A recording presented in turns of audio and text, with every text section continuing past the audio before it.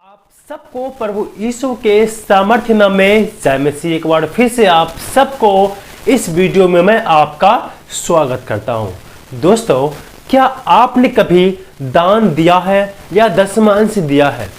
क्या आप जब दान देते हैं क्या उसका बेनिफिट, उसका लाभ आपको मिलता है? तो मेरे प्रियो, अगर जो आप दान देना चाहते हैं, दशमांश देना चाहते हैं, तो उसका भी दान और दशमांश देने का बाइबल में एक तरीका बतलाया गया है। अगर जो आप सही तरीका से दान और दशमांश नहीं देते हैं तो उसका जो लाभ है, उसका जो फायदा है, वो परमेश्वर आपको नहीं देता है। क्योंकि मेरे प्रियो, दान दशमांश देने का एक नियम परमेश्वर ने पहले से हमें बना के दिया है। अगर वो क्या नियम है, कुल आज मैं आपको 3 ऐसे तरीके और 3 ऐसे नियम बतलाऊंगा। अगर जो इस नियम से आप दान देते हैं, दशमांश देते हैं, तो परमेश्वर आपको उसका बेनिफिट देगा, आपको उसका लाभ मिलेगा। अन्यथा आप कितना भी दान दीजिए, दशमांश दीजिए, उसका लाभ आपको नहीं मिलेगा अगर आप सही तरीका से नहीं देते हैं। तो वो कौन सा 3 ऐसे तरीका है जिस तरीका से हमें दान और दशमांश को देना चाहिए? तो इस वीडियो को आप जरूर देख लीजिएगा। दान और दशमांश देने से पहले ये वीडियो आप एक बार जरूर देख लीजिएगा, ताकि आपको दान देने का जो सही तरीका है वो पता चल सके और परमेश्वर आपको आशीषित कर सके। तो चलिए इस वीडियो को हम शुरू करते हैं। दोस्तों, आगे बढ़ने से पहले मैं आपसे एक अनुरोध करना चाहता हूं कि हमारे चैनल पर आप पहली बार आए हैं तो प्लीज़ हमारे चैनल को आप सब्सक्राइब कर लीजिए और वीडियो को लाइक करके अपने दोस्तों में, रिश्तेदारों में से आप शेयर कीजिए, ताकि उन लोग भी इन सच्चाई को जान सके और दान और दशमांश देने का जो सही तरीका है उसे वो अपना करके दान दशमांश वो दे सके। तो दोस्तों, चलिए हम देखते हैं कि बाइबल हमें क्या सिखाती है और बाइबल में परमेश्वर ने हमें किस प्रकार से आज्ञा दिया है दान और दशमांश देने के लिए। हम पढ़ेंगे अब 2 कुरिन्थियों उसका 9 अध्याय उसका 7 पद में इस प्रकार से परमेश्वर का वचन हमें सिखाता है, हर एक जन जैसा मन में ठाने वैसा ही दान करे, न कुरकुर के और न दबाव से, क्योंकि परमेश्वर हर्ष से देने वालों से प्रेम रखता है। क्योंकि परमेश्वर हर्ष से देने वालों से प्रेम रखता है। हमें किस प्रकार से दान नहीं करना चाहिए? तो सबसे जो पहला बात है, हमें जैसा मन में ठाना है वैसा ही दान करना चाहिए। फॉर एग्जाम्पल, अगर जो आपने मन में सोचा कि आज से मैं 200 रुपया मैं दान दूंगा चर्च में, तो आप 200 रुपया ही दान करें। अगर उसमें से आप 100 रुपया रख के 100 रुपया ही दान करेंगे तो वो सही दान तरीका नहीं है, वैसा आप नहीं है। बाइबल में एक प्रेरितों काम में आप पढ़ेंगे 5 अध्याय में, वहां पर हननिया और शरीफा एक पति पत्नी है, परमेश्वर के नाम से कुछ उसने भूमि जमीन को बेचा था, और लेकिन उसने पहले त्याग किया था कि मैं जो कुछ जमीन का दाम होगा मैं चर्च में दान कर दूंगा, पतरस के हाथ में दे दूंगा। लेकिन मैं प्रियो, उनके मन में लालच आ गया, उसी जमीन के दाम में से कुछ रख लिया और कुछ जाकर के पतरस को दे दिया।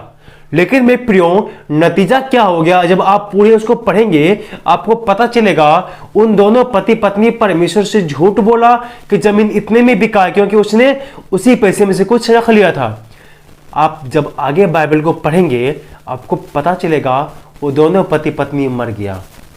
तो इसीलिए आप जैसा मन में ठाना है वैसे ही आपने दान करना है, जैसा आपने सोचा है वैसा ही प्रकार से आपको दान करना है। आपने सोच लिया आज के रविवार में, आज के चर्च में मैं 20 रुपया दान करूंगा, तो आप 20 रुपया आप खुशी खुशी उसे दे दीजिए। उसमें से आप अपने लिए कुछ मत रखिए। वो ऐसा करेंगे तो वो गलत तरीका होगा। तो मेरे प्रियो, सबसे पहले आपने क्या सीखा? हमें जैसा मन में सोचा था वैसा ही हमें और आपको दान करना चाहिए। और आगे वचन में क्या लिखा हुआ है? और ना कुरकुर के।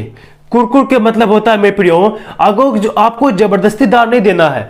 आप जब दान देते हैं कुरकुरा करके या चिड़चिड़ा करके आपको देने का मन नहीं है, लेकिन फिर भी आपको मजबूरन बस देना पड़ रहा है। आप देते भी हैं, गुस्सा भी कर रहे हैं कि मेरे पास से पैसा जा रहा है, मेरे पास से रुपया जा रहा है।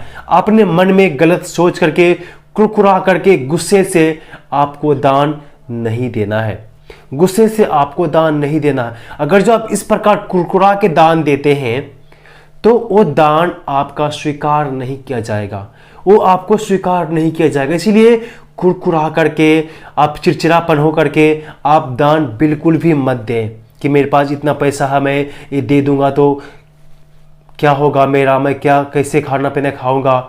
आप कुरकुरा करके दान बिल्कुल भी ना दें। और जो तीसरी बार में जो मैं आपको बताना चाहता हूं, और ना दबाव से, आपको किसी के दबाव में भी दान नहीं देना, क्योंकि वचन में लिखा हुआ है ना, और ना दबाव से, आपको दबाव से भी दान नहीं देना है। एक एग्जाम्पल, एक सच्ची घटना मैं आपको बतलाता हूं। एक मेरे जान पहचान का एक प्रचारक भाई है, मैं उसका नाम नहीं बतलाऊंगा। वो जब भी किसी के यहाँ उनको हाउस चर्च के लिए बुलाया जाता है, और जब भी किसी के यहाँ प्रचार के लिए या प्रार्थना के लिए जाते हैं, वो पहले बताते हैं मैं आऊँगा तो मेरे पूरे टीम के लिए आपको मुर्गा चावल या सब्जी रोटी खाना बनाना पड़ेगा, मैं खाऊंगा। उसके बाद मैं हर एक व्यक्ति 500 रुपया या 1000 रुपया मैं दान लूँगा।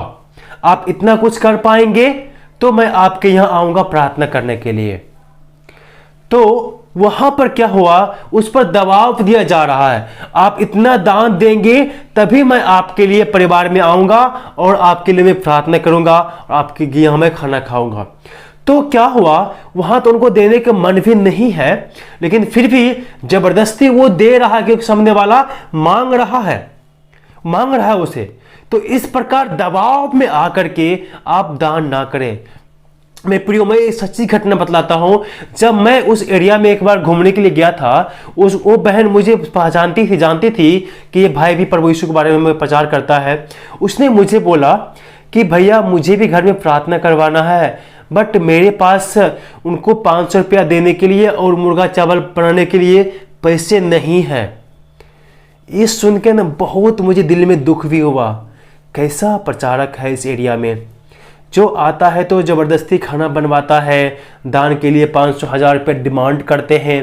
अगर किसी के पास पैसे नहीं है तो क्या उसके लिए प्रार्थना नहीं किया जाएगा, क्या उसको परमेश्वर के वचन नहीं सुना जाएगा।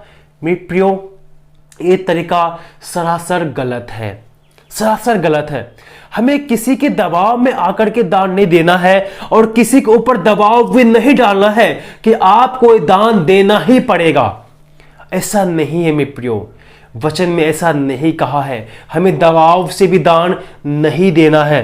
मेरे प्रियो, उस परिवार में मैं फिर गया, उसके लिए प्रार्थना किया, उसको वचन को सुनाया, लेकिन 1 रुपया भी मैं उससे नहीं लिया, क्योंकि परमेश्वर का वचन बिकाऊ नहीं है मेरे प्रियो। परमेश्वर का वचन हर एक व्यक्ति के लिए है जो उद्धार पाना चाहता है। इसी में प्रियो, किसी के दबाव में आकर के आप दान बिल्कुल भी ना दें। अगर जो आप कुरकुरा के देते हैं, जैसा मन में सोचा वैसा नहीं देते हैं, दबाव में आकर देते हैं, तो इस प्रकार के दान परमेश्वर स्वीकार नहीं करता, परमेश्वर स्वीकार नहीं करता। इसी वचन के लास्ट में क्या लिखा हुआ है, और हर्ष से देने वाले से परमेश्वर खुश होता है, प्रसन्न होता है। आप जो भी खुशी से देंगे ना, वही परमेश्वर उसी से खुश होता है। आप जो भी दान देंगे अपने खुशी से, हर्षोल्लास से दीजिए। आपके पास 5 रुपया है, 5 रुपया ही दीजिए। आपके पास जितना ही है, जितना ही आपके पास है, उसी में से आप खुशी से दें। आप अपने घटती में से भी जब आप परमेश्वर के लिए निकालेंगे ना मेरे प्रियो, परमेश्वर आपको आशीष जरूर देगा। लेकिन मेरे प्रियो, किसी के दबाव में आकर के आपको दान नहीं देना है। और मत्ती रचित सुसमाचार उसका 6 अध्याय 1 से 4 पद हमें सिखाता है, हमें दिखावा भी नहीं करना है।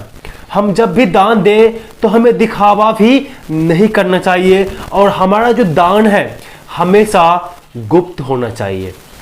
वचन कहता है, जब आप मत्ती रचित सुसमाचार उसका 6 अध्याय का 1 से 4 वचन पढ़ेंगे, वहां लिखा हुआ है, जब तू दान करे, अगर तू दाया हाथ से दान दे रहा है तो बायां हाथ को भी पता नहीं चलना चाहिए।